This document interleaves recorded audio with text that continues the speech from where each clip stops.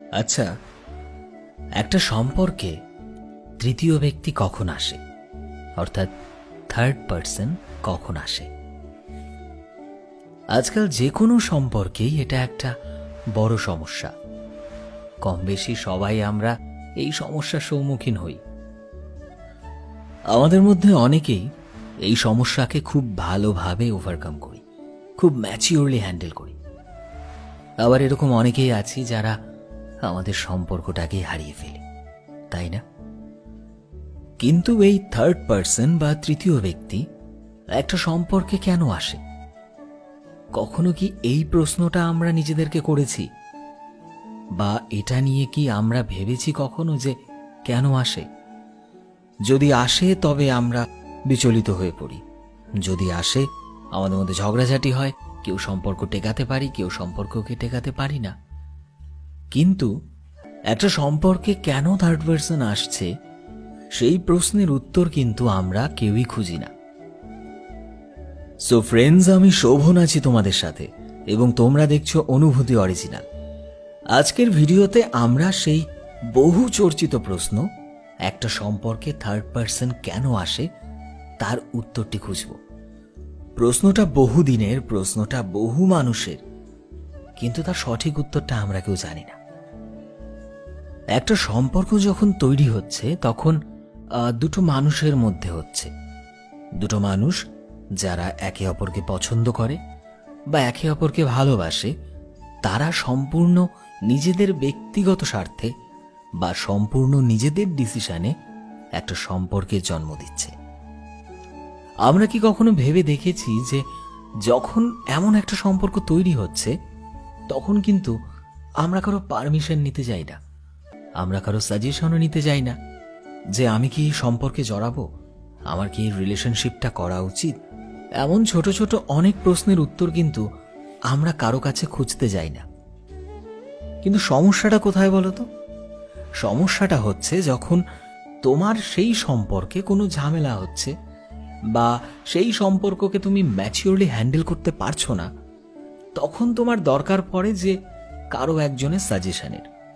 এবং ভুলটা ঠিক এই জায়গাতে। কেন বললাম? তার কারণ, সাপোজ তোমার সম্পর্কে কোনো ঝগড়া হয়েছে, তোমার সম্পর্কে ঝামেলা চলছে। সো সেই ঝামেলার কথা তোমরা দুজন ছাড়া তো আর কেউ জানো না। কিন্তু এখন যদি তুমি আগ বাড়িয়ে তৃতীয় কোনো ব্যক্তিকে বলতে যাও যে জানিস, সম্পর্কটা না ঠিকঠাক চলছে না, আমি যেমনটা ভেবেছিলাম ও একদমই অপোজিট, প্রচন্ড ঝামেলা চলছে, রোজ রোজ ঝামেলা ঝগড়াঝাটি, আর ভাল লাগছে না। সো যখন তুমি তোমার এই দুঃখের কথাগুলো তুমি তৃতীয় কোনো ব্যক্তিকে বলবে, সেই ব্যক্তি সমাধান দেওয়ার আগে কিন্তু কিছুটা হলেও খুশি হবে। বেশিরভাগ ক্ষেত্রে তাই হয়। আমি যদি একটা বড় সংখ্যাকে ধরে নিই, তাহলে দেখব যে 100টা লোকের মধ্যে হয়তো 90টা লোকই তোমার সমস্যা দেখে আগে খুশি হবে, তারপর তোমাকে অন্য কোনো সাজেশন দেবে। দু একজন মানুষ ব্যতিক্রম রয়েছে, আমি তাদের কথায় যাচ্ছি না, বাট মেজরিটি অফ পিপল কিন্তু আগে খুশি হবে।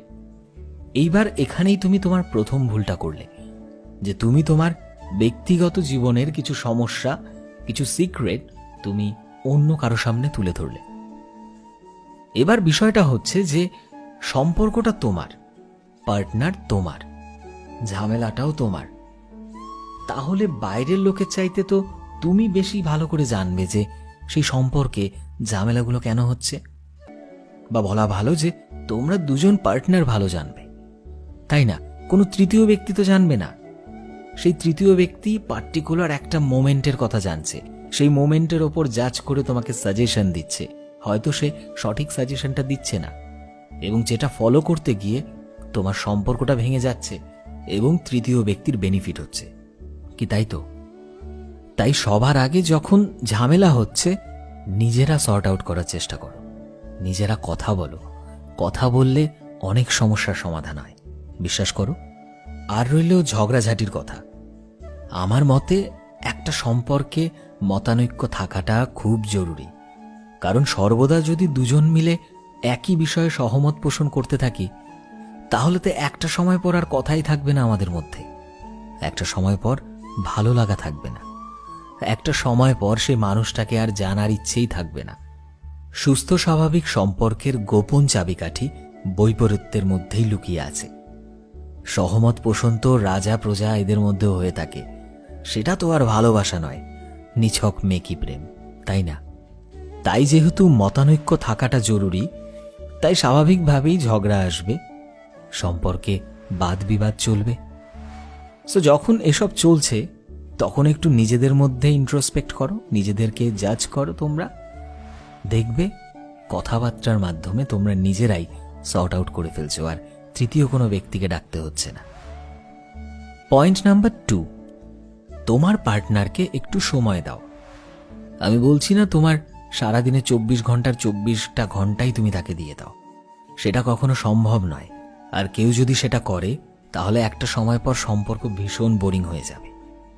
তাই 24 ঘন্টা দিতে বলছি না, তুমি যদি 24টা মিনিটও তাকে সময় দাও, সেই সময়টা যেন তোমাদের দুজনের একান্ত ব্যক্তিগত সময় হয়। সেখানে বাইরের দুনিয়ার কোনো গল্প যেন না আসে, সেখানে বাইরের দুনিয়ার কোনো মানুষ যাতে না আসে, শুধু তুমি আর তোমার পার্টনার। এতে করে তোমরা দুজন দুজনকে আরো বেশি করে জানার সুযোগ পাবে, দুজন দুজনকে বেশি করে বুঝবে। এটা জরুরি নয় যে তোমরা কি বিষয়ে কথা বলছো, এমনটাও জরুরি নয় যে কথা বলতেই হবে। সুখী সম্পর্ক সেটাই যখন তুমি তোমার ভালো লাগার মানুষটার সাথে 5 মিনিট সময়ও কাটাবে, সেই সময়টা তোমার কাছে মহামূল্যবান মনে হবে। সেই সময়টা মনে হবে সবচেয়ে শান্তিদায়ক একটা সময় তোমার জীবনে। সেটাই সুখী সম্পর্ক। 24 ঘন্টা বক বক করলাম, বাবু খাইছো, বাবু এটা করছো ওইটা করছো, এসবে সম্পর্ক মজবুত হয় না। তাই সময় দেওয়াটা জরুরি। আর একটু ক্লিয়ারলি যদি বলি, কোয়ালিটি টাইম স্পেন্ড করো, ঠিক আছে? যদি সেটা না করো তাহলে দেখবে যে একটা সময় পর তোমার পার্টনার একটা অন্য কাউকে খুঁজবে তার কথাগুলোকে শেয়ার করার জন্য। প্রথম অবস্থায় হয়তো সে একজন মানুষকে চায় যাকে সে তার কথাগুলো বলতে পারবে, কিন্তু ধীরে ধীরে সেই মানুষটা কখন যে তার শূন্যতাটাকে পূরণ করে দেবে সেটা তুমিও বুঝতে পারবে না। এবং যখনই সেই শূন্যতাটা সে পূরণ করে দেবে তখন তুমি হয়ে যাবে ব্রাত্য, এবং সেখানেই সম্পর্কের ভাঙনটা শুরু। তখন হাজারো চেষ্টা করলেও সেই সম্পর্ককে তুমি বাঁচাতে পারবে না। তাই যতই ব্যস্ত থাকো, দিনে যতটুক সময় দিচ্ছ সেই সময়টা যেন কোয়ালিটি টাইম হয়। এতে করে সম্পর্কে কখনো সেই গ্যাপটা আসবে না, সম্পর্কে শূন্যতা তৈরি হবে না, ফলে থার্ড পার্সন আসারও কোনো চান্স থাকবে না। পয়েন্ট নাম্বার 3, যে তোমাদের সম্পর্কটা ট্রান্সপারেন্ট হতে হবে। অর্থাৎ আজকে তোমার পার্টনার যাতে তোমাকে মন খুলে সব কথা বলতে পারে, তার লাইফের সিক্রেট হতে পারে, বা সে সারাদিন কি করলো সেই সব কিছু। এবার সে যদি এটা ভাবে যে আমার পার্টনারকে যদি আমি এই কথাটা বলি সে ওভার রিয়াক্ট করবে, সে আমাকে বারণ করবে, সে আমাকে বকাঝকা করবে, তখন কিন্তু সে তোমার থেকে সেই বিষয়গুলো লুকিয়ে যাবে। এবং তখন যে কথাগুলো সে তোমার সাথে শেয়ার করতে পারছে না, এই ভয়ে যে তুমি সেগুলোকে সাপোর্ট করবে না বা তোমার পছন্দ নয়, তখন সে কি করবে, যে সেই জিনিসগুলো যে মানুষটার ভালো লাগে সে এমন একটা মানুষকে খুঁজে নেবে, বা সেরকম একটা মানুষ জুটেও যায়। এবং যদি সেই মানুষটা জুটে যায় তবে সেই সম্পর্ক তোমার হাতের বাইরে চলে যাবে। তাই সম্পর্কে দুজন যেহেতু আছো, দুজন দুজনকে বিশ্বাস করো, একটা ট্রান্সপারেন্সি বজায় রাখো, যাতে দুজন দুজনকে সব রকমের কথা শেয়ার করতে পারো। এবং অবশ্যই সেই কথা শেয়ার করার পর যেন ঝগড়া না হয়। একে অপরকে সাপোর্ট করো, ভুলভ্রান্তি হলে সেগুলো শোধরানোর চেষ্টা করো। বুঝিয়ে সুঝিয়ে অনেক কাজ হয়।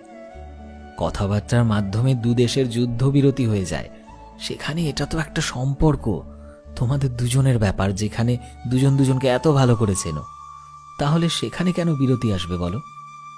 তাই যদি তোমাদের সম্পর্কে এরকম সমস্যা হয়ে থাকে বা এই ভুলগুলো তোমরা করছো সম্পর্কে প্রতিনিয়ত, তবে আজকেই নিজেদেরকে শুধরে নাও। দেখবে সম্পর্ক একদম ঠিকঠাক থাকবে এবং একটা সুস্থ স্বাভাবিক সুন্দর জীবন একে অপরকে উপহারও দিতে পারবে।